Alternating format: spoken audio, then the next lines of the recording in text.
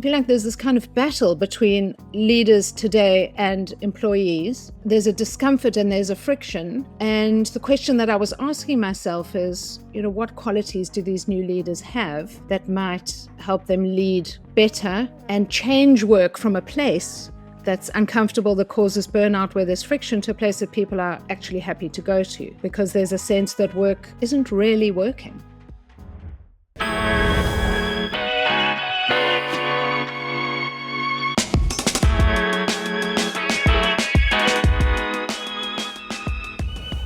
Welcome to the Aspire to Inspire podcast. I'm Brian Tomlinson, the head of content at Staffbase, and today's guest is Charlotte Otter, best-selling author of We Need New Leaders, executive coach, speaker, and the former head of executive and employee communications at SAP. After more than a decade helping global tech leaders tell their stories, Charlotte distilled her expertise into the Reputation 360 coaching program, a powerful framework that helps leaders from diverse backgrounds own their story, build influence, and lead with impact.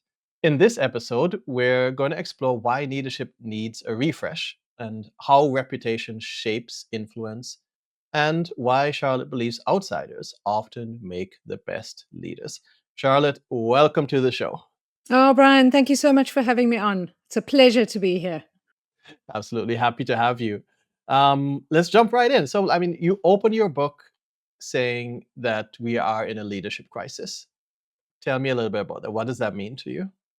Yeah, so the leadership crisis for me is two things. First of all, we're in a crisis of leaders. So the leaders that we have today are not the leaders that the world needs. And one of the things I say in the start of the book is it takes one leader to have ripple effects for the whole world. And we're seeing that right now. We're seeing with the American election, could have gone two ways. It's gone a particular way. And since then, we're seeing DEI programs being pulled away, being reneged on, being removed, and that having a ripple effect throughout the globe. So that crisis of leaders creates a crisis for leaders. So business leaders have to operate in that context. So if a business leader has a DEI, or a CEO has a DEI program, they have to make a decision in the context in which they're doing their business. Does it adhere with our values to hold on to that program? Does it adhere with our values to change it? Does it adhere with our values to get rid of it completely? So the crisis of leaders creates a crisis for leaders, in which the CEOs of our time have to operate in an increasingly challenging context. Yeah, absolutely. I think that's something that we see and experience every day right now, right? Um, in that context, I loved the fact that you talked about this study that talks about the incompetence of, let's say, male leaders, so to speak, right? I went, that took me down a rabbit hole. I'll tell you that. Maybe we can talk about that a little bit, because I found that really fascinating about the way that we view leadership, right? And I Yeah. think that's very much something that comes socially, that you almost grow up expecting a leader to be that certain way, right? So maybe talk a little bit about how we need to shift away from that and what that could look like. Yeah. So, the current model that we have in our heads is, as you say, it's so ingrained. It's kind of almost part of our neuroscience, what we believe a leader looks and sounds like. And we recognize it without even realizing that we're recognizing it. And the book is called Why Do So Many Incompetent Men Become Leaders? And it's by an academic called Thomas Chamorro Premuzic. And what he says is, we privilege confidence over competence. So we privilege the loud leader over the competent leader, because that loud leader speaks to the neuroscience, that sense we have in our brains of what a leader is, that we don't even question. So that was the starting point for my book, really, was to say the confident leader is not necessarily the leader that we need right now, that the archetype needs to shift. And so that was my inspiration to go and interview over 40 leaders from diverse backgrounds, diverse identities, and underrepresented minorities, to explore their leadership experience to see if what difference looked like, what leading in a different way might mean. And as I started that journey on that pathway, I didn't know what the answer would be. So I didn't have a strong thesis in my head that I was seeking to prove. I was very open-minded, and sought to discover from the people that I interviewed what new leadership might look like.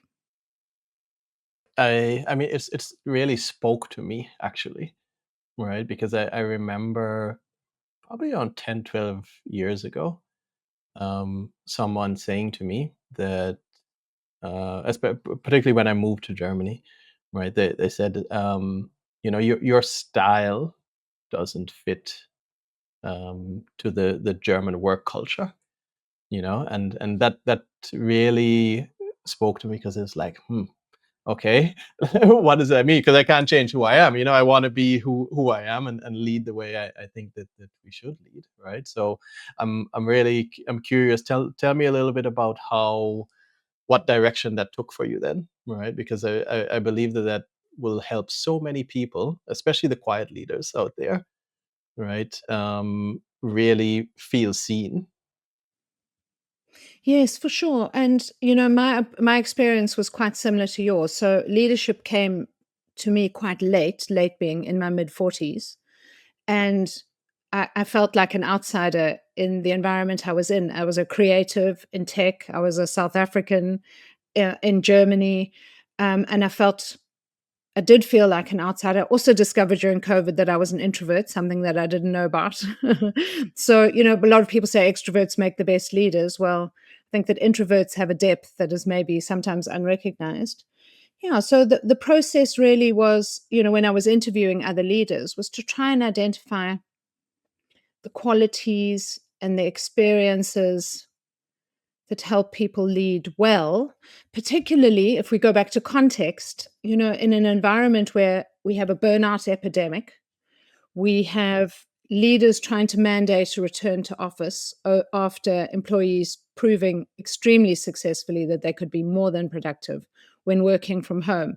So I feel like there's this kind of battle between leaders today and employees, and there's a discomfort and there's a friction. And the question that I was asking myself is, what qualities do these new leaders have that might help them lead better and change work from a place that's uncomfortable, that causes burnout, where there's friction, to a place that people are actually happy to go to, because there's a sense that work isn't really working. Yeah, that's definitely a good phrase to good way to put it. Is work isn't really working. Yeah, I think in such a way that somehow we have to do better, right? Um, I'm curious, how do you think diverse leaders? How do you think that they approach leadership differently that the typical archetype could learn from? Yeah, so first I'd like to just talk about my personal definition of diversity.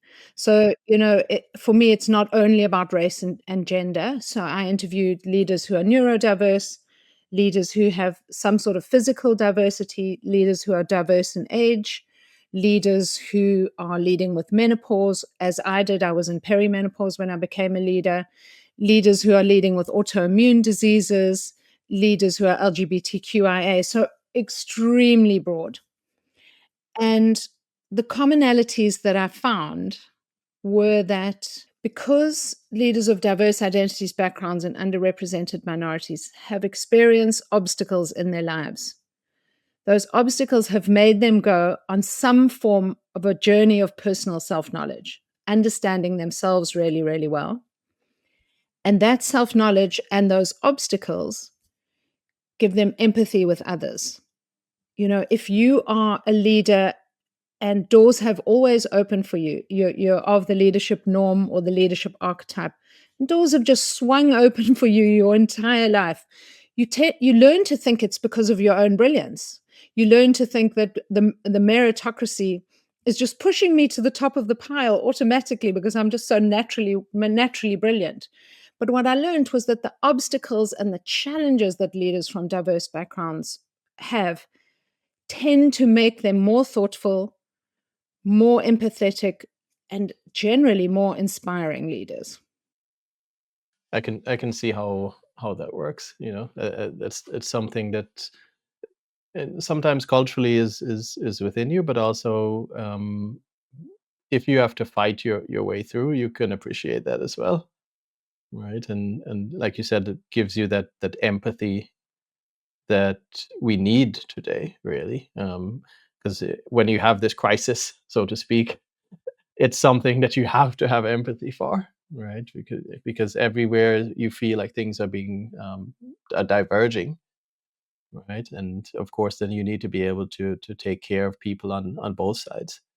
I mean, Yeah, may I jump in? yeah, sure. So, an example that comes to mind, these leaders often have a lot of empathy for people who don't have comfort with diversity, equity, and inclusion. So, I spoke to one leader in the UK, and she says it's a trifecta when I come along. So she's black, she's Muslim, and she's an immigrant from Senegal to the UK. And she said to me, what she does if somebody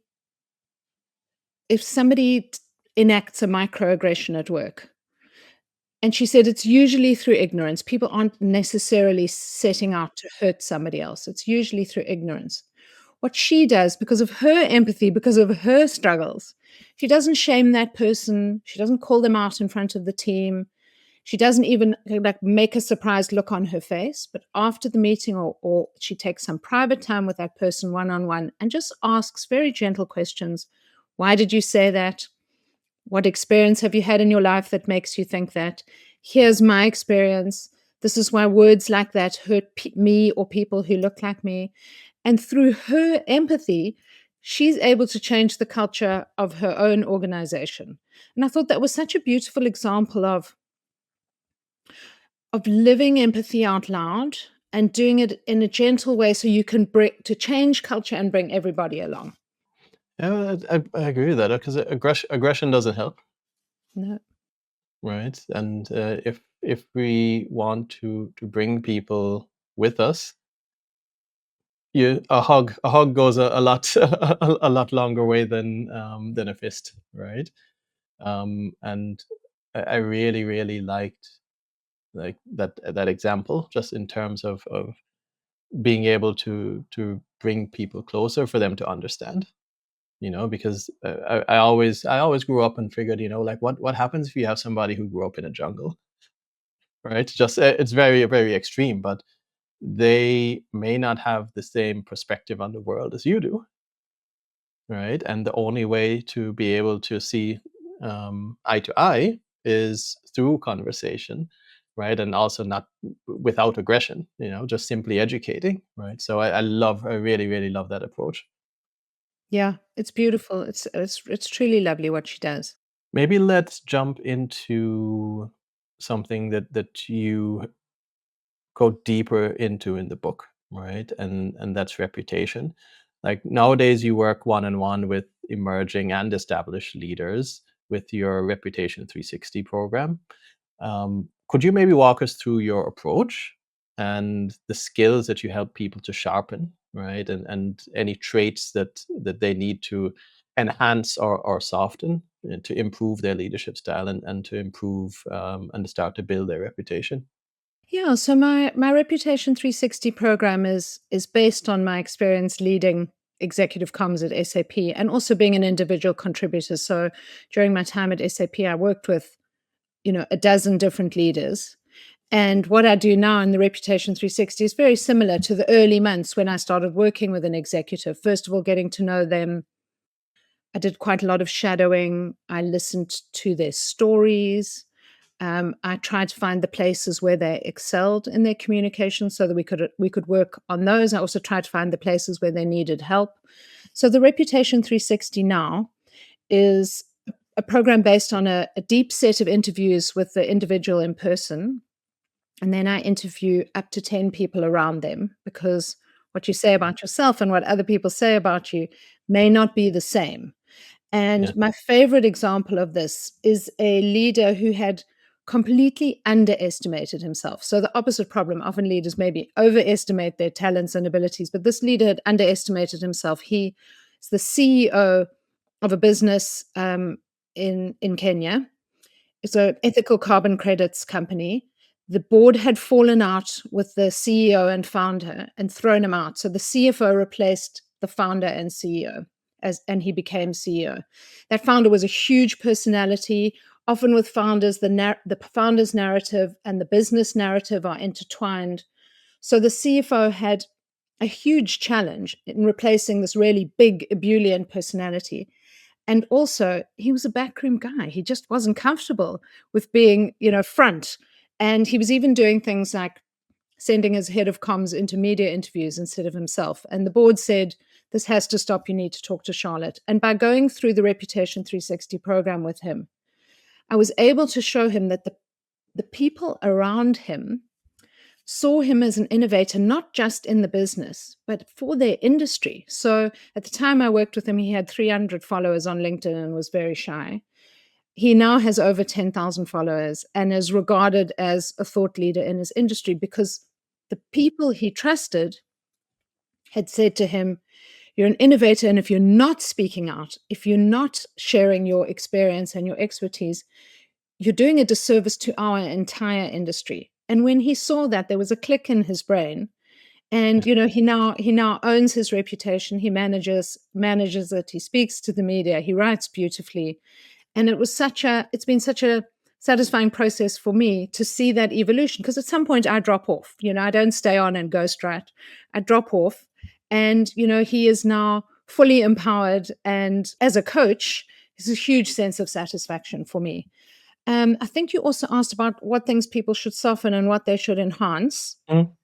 So, one of the things I listen very hard for when I'm doing those in depth interviews is I'm listening for amazing stories, and I'm listening for the moment where somebody lights up from the inside. And I think this is where my journalistic training, because my first gig out of university was as a journalist. I'm really watching very closely for those stories. And then I'm able at the end of the process in the reputation report that I give my clients to reflect back to them. This story is a beautiful one that you tell, not just because it has value on its own as a story, but it can also support your business strategy in these different ways. And the value of stories, and I know that Frank Wolf at Staff-Based talks about stories a lot. Stories build together to create narratives, narratives build together to create reputations. But the other thing about story is that people don't forget them. You can quote an amazing stat, it's gone out of my head in an hour, but you tell me an amazing story, and that stays with me for life.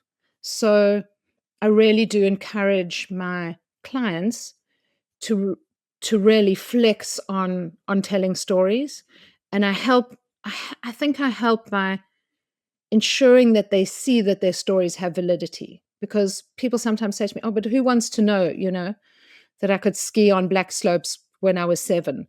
Well, actually that shows resilience. That shows all kinds of skills that you have. So I'm always looking for those stories that support business strategy that people can tell really easily. That's great. Um, let's double click on something that you said around halfway through there, and that has to do with visibility. So that sounded to me as if he was a leader who loved his work but didn't want to be in the spotlight, right? And I know for myself and also for a lot of other leaders who I speak to, that's exactly the case. That's exactly the case that they find themselves in. It's like, oh, you know what, I love my work, but when it's done, I just want to move on. Like, I don't necessarily need to be in the spotlight. And this brings up the topic of visibility, right? Like, why is visibility so important, particularly for, I think, for emerging leaders, but obviously also for founders, for CEOs, etc. Like, maybe you can touch on that, and why that's such a key part of reputation as well. Yeah, I mean, there's the standard answer, which is reputation matters. So that, if you come from a diverse background, or a diverse identity, and you see someone who looks or speaks or behaves like you in a position of leadership, that opens up possibility. But what I'm also seeing is that for leaders from diverse backgrounds and identities, that there's so much power in their reputation, so much more than representation, because by reflecting on their success, they show the rest of society that people like them can succeed and can lead. So they're actually building very strong bridges for the generation that follow. A lot of people are uncomfortable. They see, LinkedIn or being on social media as self-promotion. And what I try to say is you're actually building a community. By sharing your expertise, you're helping other people to learn. You're showing other people the path, and you're building the bridges. But I also think for founders, for CEOs, everybody's looking for investment. Everybody's looking to engage and energize employees. Everyone's hoping they'll get some media attention. Maybe they're hoping they're going to get invited onto podiums and keynotes. Your perspective matters. So it's not just about showing up on LinkedIn and saying, I attended this wonderful event and I met these 3 people. It's what did you learn? People are so hungry for perspectives. They're hungry for insights, particularly now, the more AI generated, bland, anodyne content that we have. People are hungry for maybe a slightly controversial take, a fresh perspective, an insight that makes us think, hey, I haven't thought of it that way before. We're so hungry for that. And I think that leaders are doing both themselves and their communities a disservice if they're not sharing those insights that they have. Couldn't agree more. I think let's take that different perspective. What's your take on personal branding? I know we talked about this before, and it's become such a thing, even though it's been here forever, right? It's become such a big thing. But I know you have a unique take on personal branding. Maybe tell us a little bit of what that is. So the language I use is around reputation and reputation management because I've been immersed in it for so long and I've studied it. And one of the things that came up for me as I was studying reputation comes out of this brilliant book called The Reputation Game, which is by Rupert Younger, who runs the Center for Reputation at Oxford University. And in the book, he says your reputation is made up of 3 things: your narratives, your behaviors, and your networks. And your personal brand is the starting point within your narratives. I think that people who are highly in touch with themselves, have done the self-knowledge work, maybe have already had coaching, maybe have already had some therapy, maybe don't need to have personal branding because they already know themselves well enough and maybe they have a sense of their stories. But I think that personal branding has a valid role deep inside the narrative section of narratives, behaviors, and networks. The challenge comes, and this is where a reputation can fall apart, when words, narratives, and behaviors don't match. And that's a huge issue for CEOs, for MDs, and their businesses. And I cite a couple of examples of that in the book where, the fallout is just extreme. Yeah, and I think that's absolutely a big thing. Is something you talk about in the book is having that authenticity and making sure that these 2 things match, right? Maybe you can go through each of those pillars, each of those elements of reputation. I think you touched on narrative already, but what about behavior and what about networks? Because I think those are sometimes the parts that people may not really have in view when they think about personal branding and reputation. Behavior somewhat, but I think network is something that's also typically kind of left to the side. So maybe let's dig into those a little bit. Yeah. So behavior comes out of deep self-knowledge. And one of the things that came up for me when I was studying, I did an MSc in change leadership, and it was the thesis in that course that led to the book. And one of the things that I learned in the change leadership course is the difference between single loop and double loop learners. So, single loop learners, leaders, see a problem, throw resources at the problem, fix the problem. Double loop learners see the problem, fix the problem because often it's a crisis, we need to get it fixed quickly, but then say, what role did I play in causing that problem? And what can I do in future to make sure that doesn't happen again? And that is a behavior that I'm finding very common amongst the new leaders who I interviewed. And in my personal experience of leaders at a global technology company was often missing. Maybe because they were so incredibly busy, they went from one crisis to the next, they didn't have time to reflect, or they didn't want to reflect because that is vulnerability when you have to open yourself up and go, what did I do wrong here? And even more vulnerable, ask your team members to give you feedback. So I think leaders who are double loop learners, who are prepared to accept or face up to maybe what their role was, the role of their behavior in causing the problem, are much more likely to be inspiring leaders. Because if your leader's been vulnerable in front of you and said, we had this thing, I'm starting to realize that my behavior played a role here. What do you think? You're so much more likely to trust. You're so much more likely to follow. You're so much more likely to be all in the next time there's a crisis. So the behavioral side of it can be very, very subtle, but it's a leader who's prepared to learn about themselves. And as I said, when there's that gap between words and behavior, that is the absolute trust gap. That's where reputation fails. So it's a very, very uncomfortable and dangerous place for leaders. Yeah. In terms of Maybe a quick question before you go into network. Sorry, but yeah, um, why do you think it's so hard for us to take that time to reflect and to know ourselves? I think it's too vulnerable. I think it goes to imposter syndrome. I think people, even the most senior leaders at the biggest companies around the world, probably in their quiet moments think, how the hell did I get here? And how the hell am I earning this huge salary? And so they construct a persona of perfection. They construct a persona that never makes a mistake.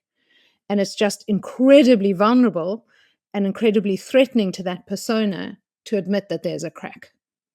Yeah, that that that does make sense. But I find it fascinating though because, like you said, it's the foundation of everything.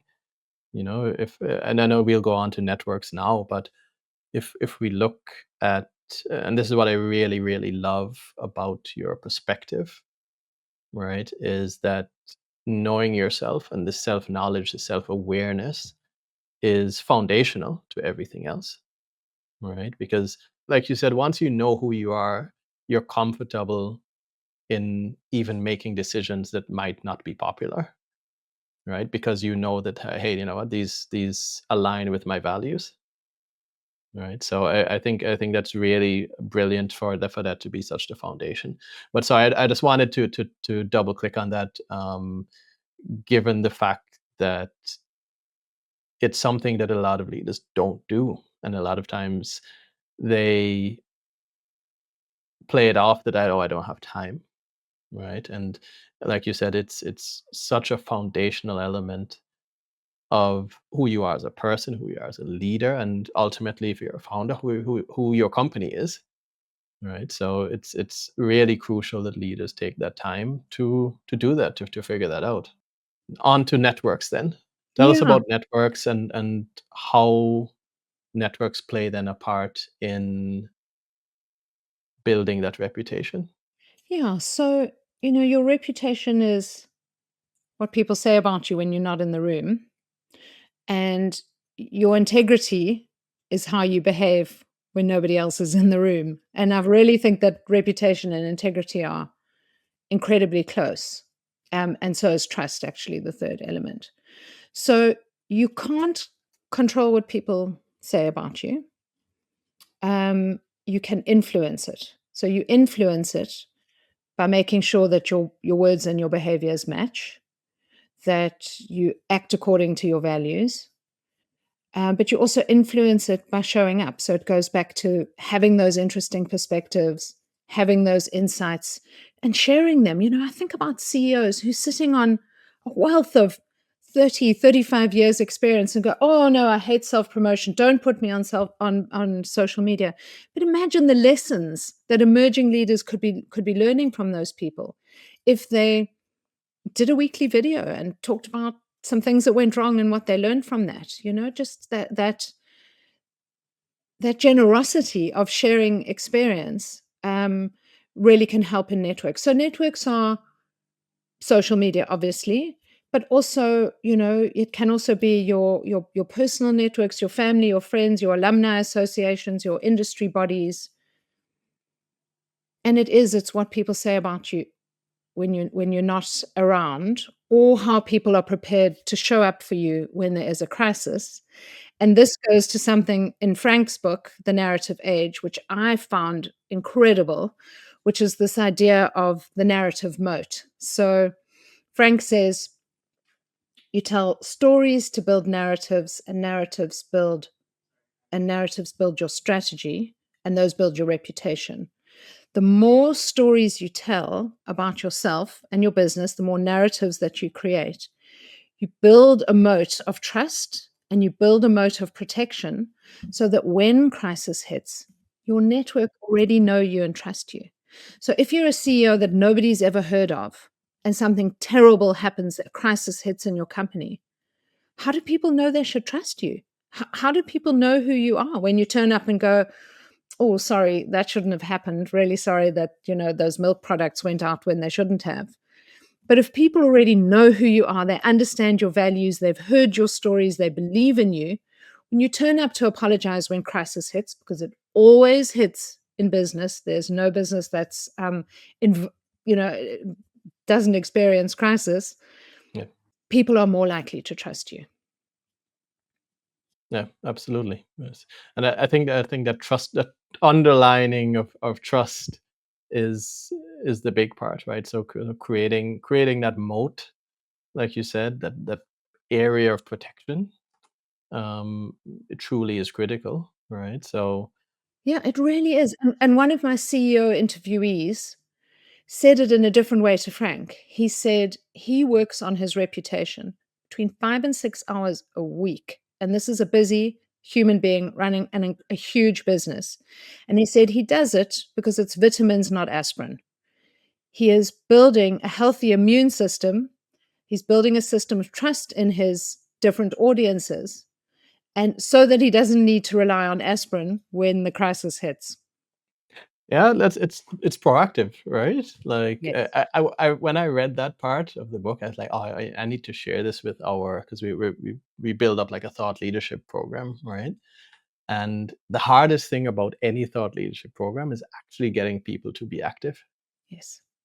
right? And I thought, this might be actually a really good story to share, to potentially have people rewire their brains a little bit about why should I be posting on LinkedIn, right? Because you have the tendency for someone to say, well, you know what, I posted 4 times and nothing happened, right? And I love when you give it that metaphor of, well, why do you take your vitamins every day? Right? you Yeah. you keep doing these good things so that you can have a better long term viability and vitality, right? So and it's exactly the same thing in this case of business. Yeah, it absolutely is. And I think that, Frank's narrative moat and this vitamins versus aspirins are just two brilliant metaphors for the same thing, which Yeah. is tell your stories, build trust, let your audiences, wherever they are, internal, external, know who you are, see you as a human being. Yes. So that if and when something bad happens, and it usually does, I've lived through many crises in corporate communications, people know who you are as a human being, and your business recovery will probably be faster. Yeah. Absolutely. And if I But may that's say, Brian, sorry, if Mhm. I might just say, this also goes for individuals. The job market is stressful at the moment. None of us can say, I'm going to be in the same job in 5 years' time. Nobody can confidently predict that. So, to individuals who are in roles now, I'm also saying, take your vitamins, build your narrative moat now, because there's going to probably come a moment where you get some form of surprise, horrible or not, but a change happens. And the network outside your company knows who you are. And I didn't do this. I was so busy at SAP building everybody else's reputation. I completely forgot about my own. And it's taken me 3 years since leaving corporate. I'm still working on it. I'll probably be working on it always.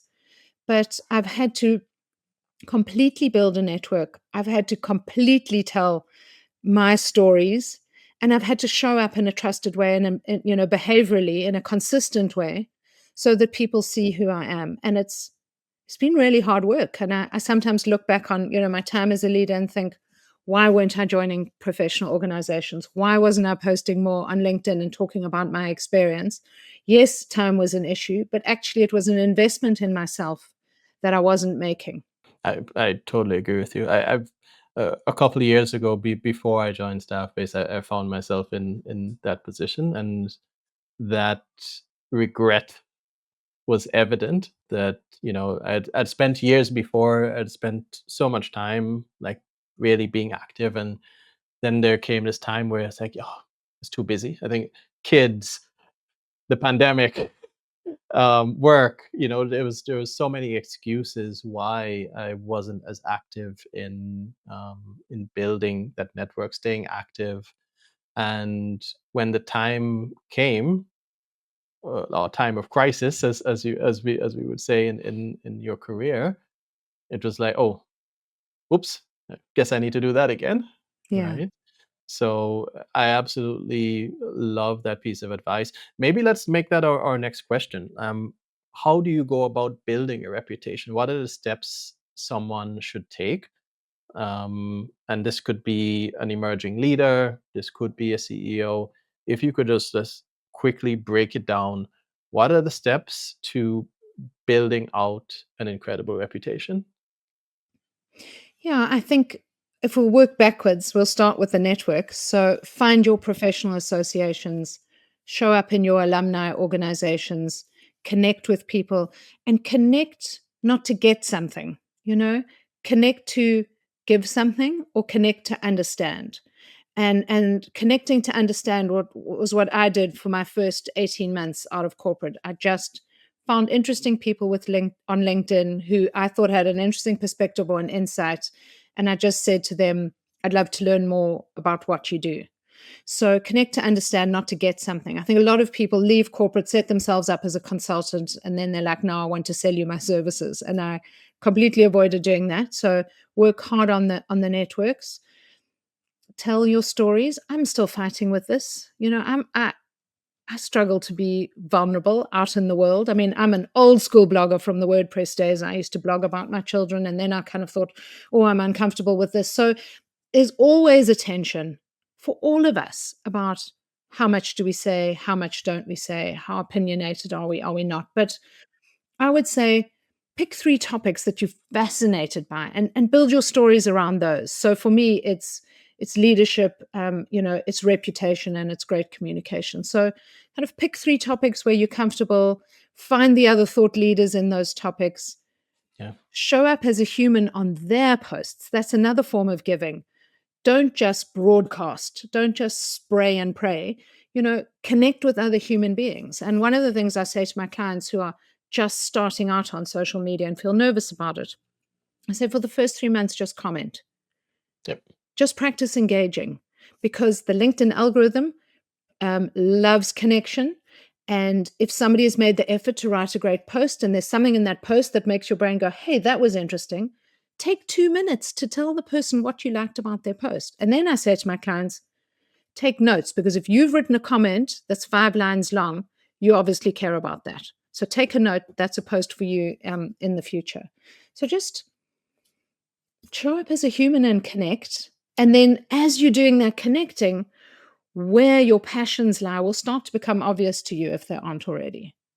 I love it. Yeah, I'm happy we have this recorded, because like I tell so many people, like, when if you want to build up on LinkedIn, because everybody's like, oh, what do I post? How many times do I need to post? Like, just find conversations, jump in, leave thoughtful comments, not cool or very shallow stuff like that, but like leave a thoughtful comment, right? And that will do so much more for you than the post that you spend forever trying to create.